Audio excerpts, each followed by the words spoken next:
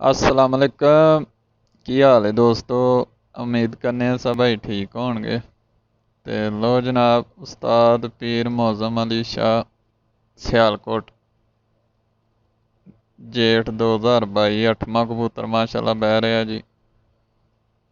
बह गया जी 8वां कबूतर 6:26 ते। ਇਹ ਨਵਾਂ ਕਬੂਤਰ ਬਹਿ ਰਿਹਾ ਜੀ। ਤੁਹਾਨੂੰ ਸ਼ੌਕ ਕਰਵਾਈ ਲਾਈਵ। ਨਵਾਂ ਕਬੂਤਰ ਜਨਾਬ ਬਹਿ ਰਿਹਾ ਜੀ 6:46 ਤੇ ਨਵਾਂ। ਇਹ ਜੀ 10ਵਾਂ ਕਬੂਤਰ ਨਿਕਲਿਆ ਜੀ ਮਾਸ਼ਾਅੱਲਾ। ਦੂਸਰੀ ਉਡਾਨ ਹੈ ਜਨਾਬ ਜੇਠ ਦੀ 2022 ਸਿਆਲਕੋਟ। ਮਾਸ਼ਾਅੱਲਾ ਜੀ।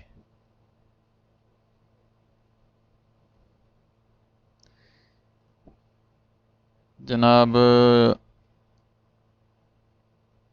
ਨਵਾਂ ਤੇ 10ਵਾਂ ਕਬੂਤਰ ਬਹਿ ਰਿਹਾ 11ਵਾਂ ਇਹਦੇ ਤੋਂ ਉੱਤੇ ਵੇ। ਉਹਦਾ ਵੀ ਤੁਹਾਨੂੰ ਸ਼ੌਕ ਕਰਵਾਉਂਦੇ ਆ ਬਹਿੰਦਾ ਤੇ।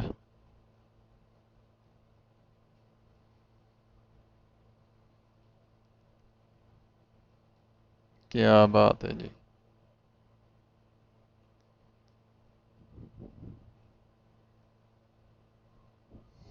ਦਸਵਾਂ ਕਬੂਤਰ ਬਹਿ ਰਿਹਾ।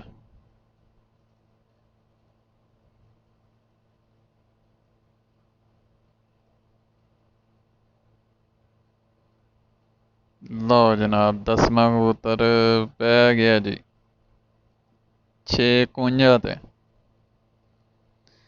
ਇਹ 11ਵਾਂ ਕਬੂਤਰ ਵੀ ਤੁਹਾਨੂੰ ਵਿਖਾਉਂਦੇ ਆ।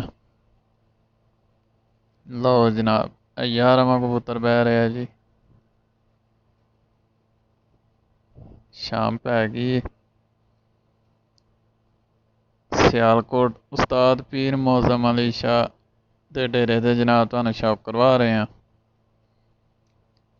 ਜੇਠ 2022 ਦੀ ਦੂਸਰੀ ਫਿਰਤ 11ਵਾਂ ਕਬੂਤਰ ਜਨਾਬ ਲੈਂਡਿੰਗ ਕਰ ਰਹੇ ਆ। ਕਰੋ ਹਾਂ ਸ਼ੌਕ।